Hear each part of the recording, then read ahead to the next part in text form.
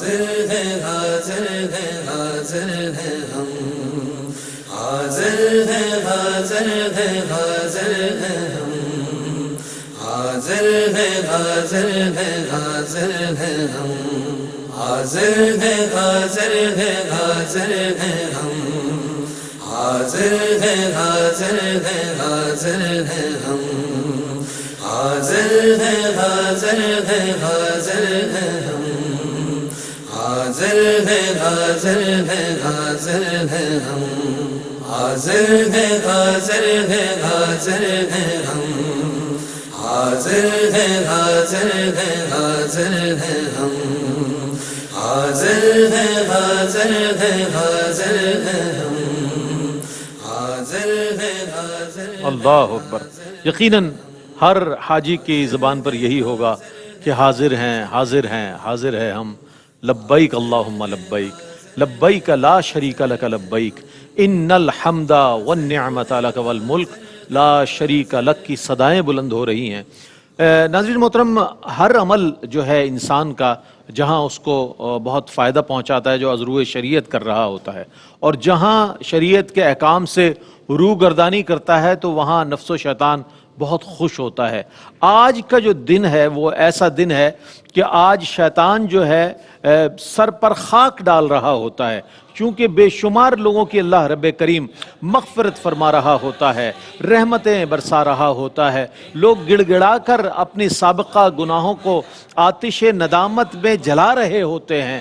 تو آج کا دن شیطان کے سر پیٹنے کا دن ہے، سر پر خاک ڈالنے کا دن ہے۔ اس حوالے سے ہم چاہیں گے علامہ خرم اقبال رحمانی صاحب کیا فرمائیے گا؟ بسم اللہ الرحمن الرحیم والصلاة والسلام علی رسولہ الکریم، اما بعد۔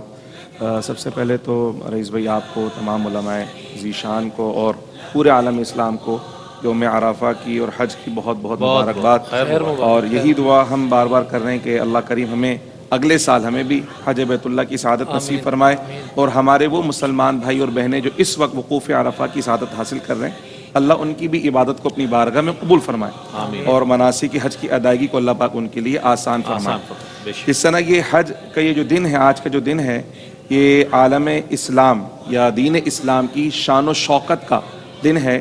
اسی طرح یہ اللہ سبحانہ و تعالیٰ کی رحمت کے اظہار کا بھی بہت بڑا دن ہے، اور اس کو اگر ہم سمجھنا چاہیں تو یوں سمجھیں کہ شیطان نے جو پوری کوشش کی بندوں کو رب سے دور کرنے کی، اور آج وہ ناکام ہو گیا۔ لَأُغْوِيَنَّهُمْ اجمعین کی کیفیت میں، ہر کیفیت میں، خواہ وہ مالی معاملات ہوں، جسمانی معاملات ہوں، معاشی معاشرتی معاملات، ہر کیفیت میں رب کا باغی بنانے کی کوشش کی، رب کا نافرمان بنانے کی کوشش کی، رب کی رحمت سے دور کرنے کی کوشش کی۔ آج اس کی تمام تر کوششیں ملیہ میٹ ہونے جا رہی ہیں، اور کیفیت جو ہم اللہ سبحانہ و تعالیٰ کی اس کرم کی کیفیت کو اگر ہم سمجھنا چاہیں، یہ جو حاجی ہیں نا، یہ رحمان کے مہمان ہیں، یہ رحمان کے مہمان، رحمان نے انہیں بلایا۔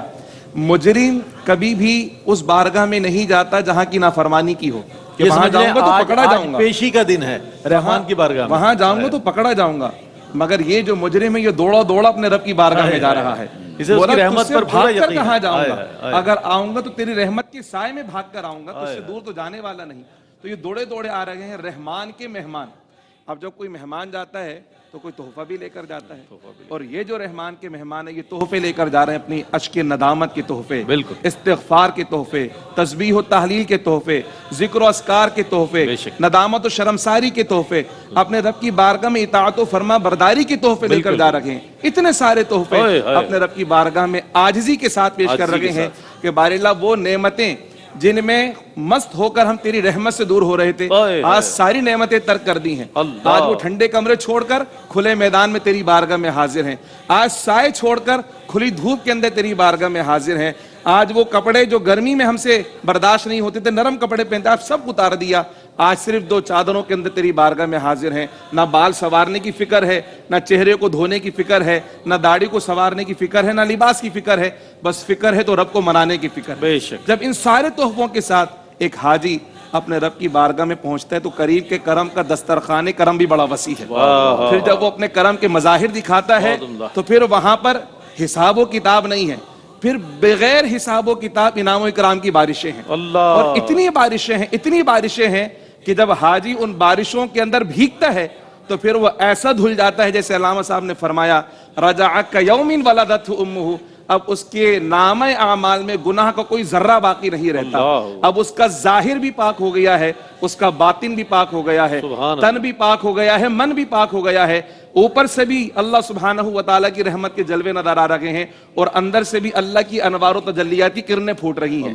یہ کیفیت ہے میدان عرفات کے اندر چہار جانب ہمیں حاجیوں کے ساتھ نظر آ رہی ہے۔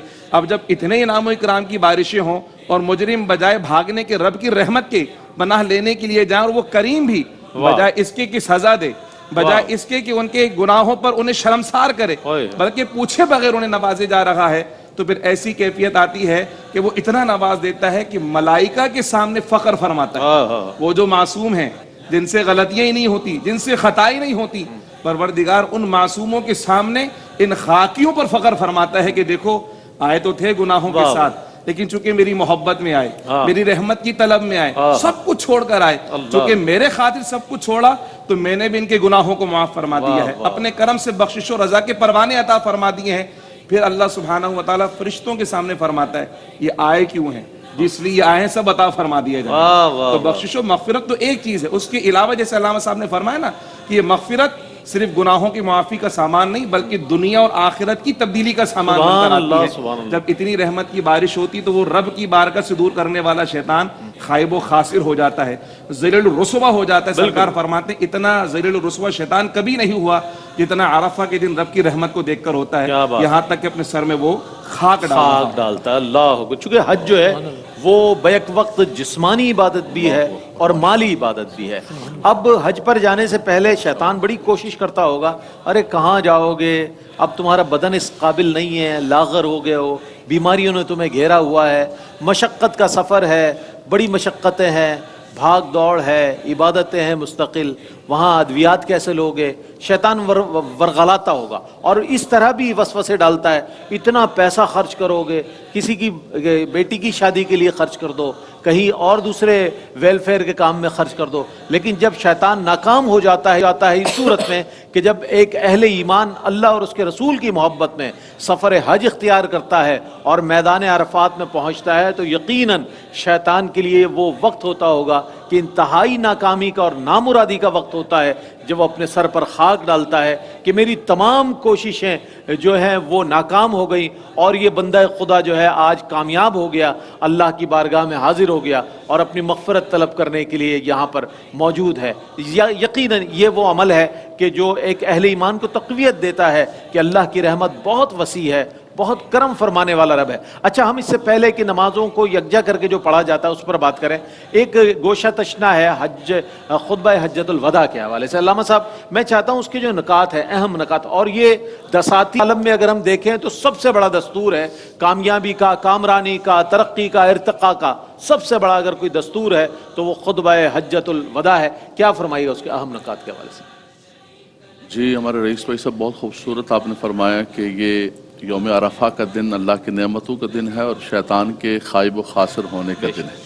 علامہ صاحب نے بہت خوبصورت فرمایا کہ اتنا زیادہ خائب و خاسر جو ہے وہ شیطان کسی دن نہیں ہوتا۔ اللہ یباہی بکم الملائکہ، رب تبارک و تعالیٰ ملائکہ کے سامنے اپنے بندوں پر فخر فرماتا ہے۔ یوم عرفہ جو ہے رب تبارک و تعالیٰ کی رحمتوں کا نزول ہے۔ آیت کریمہ پڑھی کہ الیوم اکملت لکم دینکم واتممت علیکم نعمتی، آج اللہ کی نعمت مکمل ہو رہی ہے، آج اللہ کی نعمت دین کی صورت میں، ختم نبوت کی صورت میں، قرآن کی صورت میں، آقا دو جہاں صلی اللہ تعالیٰ علیہ وسلم کے وجود کی صورت کے اندر، اور وہ شیطان لعین ان الشیطان لکم عدو مبین جو صبح و شام لأقعدن لهم صراطک المستقیم ثم لآتینہم من بین ایدیہم ومن خلفہم، آگے سے آ رہا ہے، پیچھے سے آ رہا ہے، گمراہ کر رہا ہے، لیکن آج وہ اتنا خائب و خاسر ہوا۔ ایک بڑی عجیب و غریب قسم کی بات، صحابہ کرام فرماتے ہیں آقا دو جہاں صلی اللہ تعالیٰ علیہ وسلم دعا فرما رہے ہیں، زار و قطار گڑ گڑا رہے ہیں، حضور علیہ السلام کی چشمان رحمت سے آنسو جاری و ساری۔ اچانک کہا کہ حضور علیہ السلام مسکرانے لگے، حضور علیہ السلام کے دندان مبارک نظر آ گئے۔ کیا بات! صحابہ کرام فرماتے ہیں ہم بڑے حیران ہوئے کہ یہ کیا ہو گیا، ابھی حضور علیہ السلام اتنے، اور یہ اچانک مسکراہٹ، اللہ کے نبی صلی اللہ علیہ وسلم نے فرمایا کہ جب میں رب سے مانگ رہا تھا اپنی امت کے لیے، بخشش طلب کر رہا تھا، میرا رب رحمتوں کا نزول فرما رہا تھا، بخش رہا تھا بخش رہا تھا بخش رہا تھا، فرمایا اچانک میں نے دیکھا کہ شیطان اپنے سر پر مٹی ڈالتے ہوئے اور چیختا چلاتا ہوا زار و قطار روتا ہوا بھاگ رہا ہے۔ فرمایا جب میں نے اس کو بھاگتے ہوئے دیکھا، نامراد دیکھا میں نے اس کو، اس کی اس کیفیت کو دیکھا، تو مجھے میرے رب کے کرم پر، رحمت پر اور مسکراہٹ بھی آ گئی کہ اے میرے مالک و مولا تو نے کتنا عطا فرما دیا، کتنا عطا فرما دیا۔ اسی میدان عرفات کے اندر اللہ اکبر اللہ اکبر فَإِذَا أَفَضْتُم مِّنْ عَرَفَاتٍ، قرآن نے کہا کہ میدان عرفات کتنا بڑا مقام ہے۔ فرمایا اسی میدان عرفات کے اندر آقا دو جہاں صلی اللہ علیہ وسلم نے جو خطبہ ارشاد فرمایا، اور اس خطبے پر علامہ صاحب نے بہت خوبصورت گفتگو فرمائی، تقریباً اس کے سارے نکات کو حضرت نے کور فرما لیا۔ سب سے بڑا یہی تھا کہ دیکھیں آج ایک لباس کے اندر حضور صلی اللہ علیہ وسلم نے فرمایا یا ایھا الناس الا ان ربکم واحد الا ان اباکم واحد لا فضل لعربی علی عجمی ولا لعجمی علی عربی ولا لاسود علی احمر ولا لاحمر علی اسود الا بالتقوی، اللہ اکبر۔ فرمایا آج کسی پر کسی کو کوئی فخر نہیں ہے، تمہارا خدا بھی ایک، تمہارا رب بھی ایک، تمہارا باپ بھی ایک۔ یا ایھا الناس اتقوا ربکم الذی خلقکم من نفس واحدہ، ایک جان سے تمہیں پیدا کیا۔ یا ایھا الناس انا خلقناکم من ذکر وانثی وجعلناکم شعوبا وقبائل لتعارفوا، ان قبیلوں کے اندر، ان برادریوں میں، علاقوں میں تمہیں تقسیم کیا تھا لتعارفوا کے لیے، تمہاری پہچان کے لیے۔ رئیس بھائی آج ہم نے اس کو لتفاخروا بنا دیا کہ میری یہ برادری ہے، سڈی اونچی برادری ہے جناب، اسی چودھری ہونے سڈی ہے۔ فرمایا کہ تو صرف اصل چیز کیا ہے؟ ان اکرمکم عند اللہ اتقاکم۔ حضور علیہ السلام نے فرمایا کہ آج زمانہ جاہلیت کے جتنے تفاخر ہیں، فرمایا ان تفاخر کو میں نے اپنے قدموں تلے رون دیا۔ زمانہ جاہلیت کے اندر جتنے سود کے نظام تھے، فرمایا اس سارے سودی نظام کو آج میں ختم کر رہا ہوں، اور سب سے پہلے میں اپنے چچا عباس بن عبد المطلب سے شروع کرتا ہوں۔ آپ نے بہت سارے سود کے اندر زمانہ جاہلیت میں پیسے دیے ہوئے تھے، آپ نے فرمایا جو راس المال ہے، جو کیپٹل ہے، صرف وہ ہوگا، باقی سب ختم۔ اس کے فرمایا کہ زمانہ جاہلیت کے اندر جو انتقام اور بدلے کے قتل ہوتے تھے، نسل در نسل قتل ہو رہے ہیں، فرمایا آج ان تمام انتقام اور قتلوں کو میں ختم کر رہا ہوں، اور اس کا آغاز بھی میں اپنے خاندان سے کرتا ہوں کہ ربیعہ بن حارث جو قتل، فرمایا ان کے قتل کو ہم معاف کر کے اس انتقامی نظام کو ختم کر رہا ہوں۔ فرمایا ان عورتوں کے حقوق کا خیال رکھنا، غلاموں کے لیے آقا دو جہاں صلی اللہ علیہ وسلم نے فرمایا اپنے غلاموں کو وہ کھلانا وہ پلانا جو تم خود کھاؤ، جو تم خود پہنو۔ فرمایا ان کے ساتھ اچھائی کرنا، خواتین کے ساتھ اچھائی کرنا۔ اللہ کے نبی صلی اللہ علیہ وسلم نے فرمایا کہ اللہ نے تمہارے ہاتھوں کے اندر جو امانتیں دی ہیں، ان امانتوں کے اندر خیانت نہ کرنا۔ آپ دیکھیے کہ جہاں اللہ کی وحدانیت، اللہ کی توحید، جہاں زمانہ جاہلیت کی تمام رسومات کو، آج رئیس بھائی ایک جملہ میں کہوں گا بڑی معذرت کے ساتھ، دنیا ہمیں حقوق انسانیت سکھاتی ہے، ہیومن رائٹس کے چارٹر ہمارے سامنے رکھے جاتے ہیں کہ دیکھیں آپ جو ہے نا وائلیشن نہ کریں، یو ناٹ وائلیشن کر رہے ہو تم، ہمیں حقوق انسانیت سکھا رہے ہو۔ یہ کل کی بات ہے، 100 سال 200 سال یہ انقلاب فرانس سے تم نے عورت کو انسانیت کے اندر داخل کیا ہے، میرے آقا صلی اللہ علیہ وسلم نے اس وقت عزت عطا فرمائی، فرمایا کہ عورت جو ہے بیوی کی صورت کے اندر ہو، ہن لباس لکم وانتم لباس لہن وعاشروہن بالمعروف، غلام تمہارا، فرمایا اس کو غلام نہ سمجھنا، وہ انسان ہے۔ تم تو غلاموں کو جو ہے مارتے تھے، خرید و فروخت کرتے تھے، میرے آقا صلی اللہ علیہ وسلم نے آ کر اس غلامی کو ختم کر دیا، امانت و دیانت کا وہ نظام قائم کیا کہ جس کی مثال دنیا کے اندر نہیں ملتی ہے۔ بد نصیبی اور بدقسمتی یہ ہے ہماری کہ ہم نے ان سنہری دستوروں کو چھوڑ دیا، ان اصولوں کو چھوڑ دیا، ان ضوابط کو چھوڑ دیا۔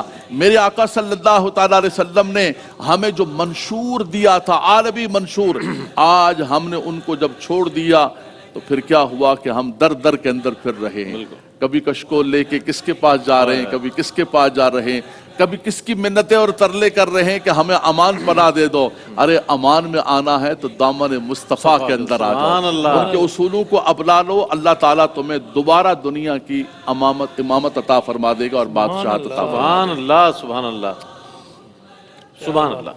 کیا کہنے، بہت ہی خوبصورت انداز میں خطبہ حجۃ الوداع کے مختلف نکات پر آپ نے روشنی ڈالی علامہ لیاقت حسین اظہری صاحب.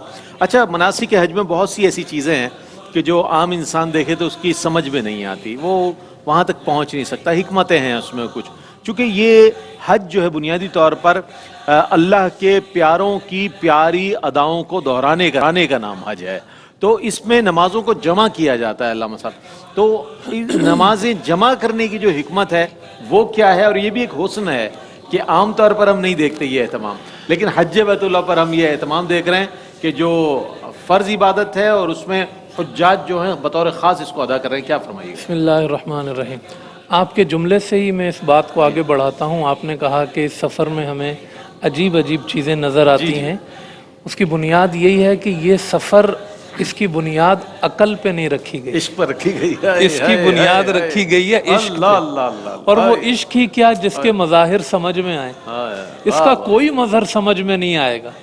آپ طواف کر رہے ہیں، بظاہر ایک چکر لگا رہے ہیں، لیکن اس کا باطن کیا ہے کہ آپ فرشتوں سے مطابقت پیدا کر رہے ہیں. بالکل.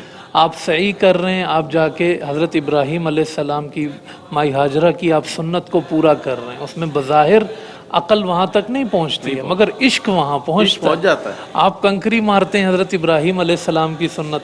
اب وہ اس وقت انہوں نے ماری تھی، آج کنکریوں پہ کنکریاں لگ رہی ہیں. عقل وہاں تک رسائی نہیں، مگر عشق وہاں تک پہنچے گا کہ جس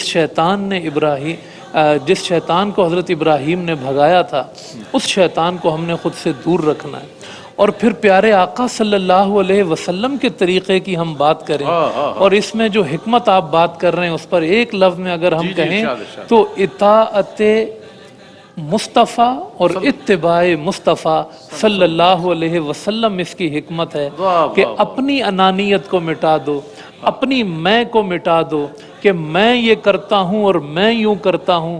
کہا وہی کرو گے جو رب کے مصطفیٰ نے کیا. سبحان اللہ. انہوں نے نمازیں الگ کر کے پڑھی تو تم الگ کر کے پڑھو گے.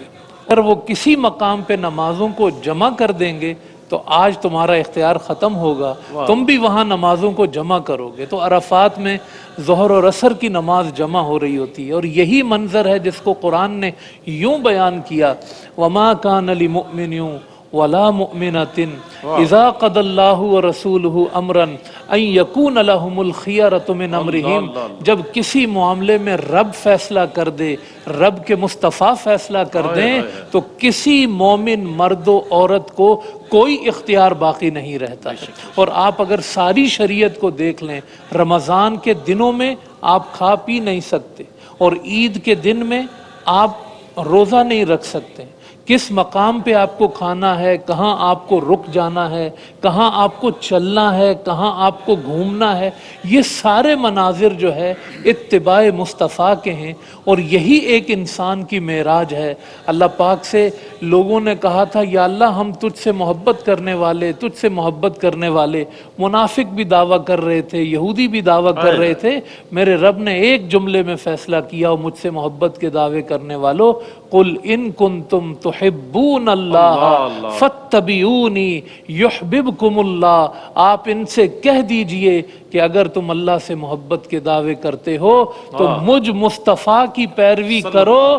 اگر تم میری پیروی کرو گے تو میرا رب تب تمہیں قبول کرے گا اور اپنا محبوب بنا لے گا. تو اس لیے یہ جو ظہرین ہم جمع کر لیتے ہیں یہاں پر، اور پھر مزدلفہ میں جا کے ہم مغرب و عشاء کو جمع کرتے ہیں، یہ اسی مقام پر ہے. آپ دیکھیں، اور یہ اسی لیے انفرادیت بھی بن گیا اور اسی لیے خصوصیت بن گیا کہ ایک انسان کو اپنی ساری زندگی میں اپنی عقل کے جو گھوڑے ہیں ان کو روکنا ہے. آج ہم لوگوں کی تباہی اور بربادی کا مسئلہ یہی ہے کہ ہم لوگ اپنی عقلوں کو وہاں آگے لے جاتے ہیں شریعت کے فیصلوں میں.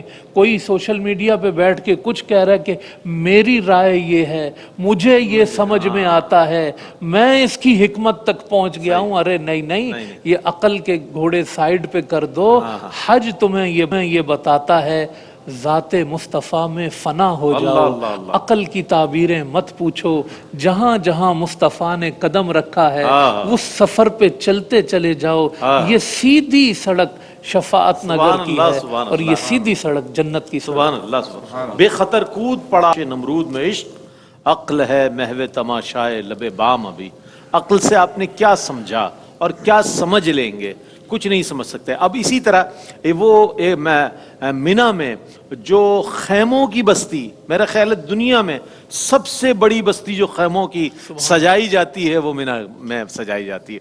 ایسا ڈسپلن اور ایسا منظر. اب لوگ اگر محلات میں بھی رہتے ہوں تو وہ بھی اسی خیمے میں آ کے رکیں گے، کیونکہ یہی پیاروں کی اداؤں کو دہرانے کا نام ہے اور یہی ادائیں دہرانی ہے. تب آپ کا حج مکمل ہوگا. ایک وقفہ لیتے ہیں، وقفے کے بعد یوم العرفہ کی اس خصوصی نشریات میں آپ کی خدمت میں ایک بار پھر حاضر ہوں گے. ہمارے ساتھ رہیے گا. حاضر ہے حاضر ہے ہم، حاضر ہے حاضر ہے حاضر ہے ہم، حاضر ہے حاضر ہے حاضر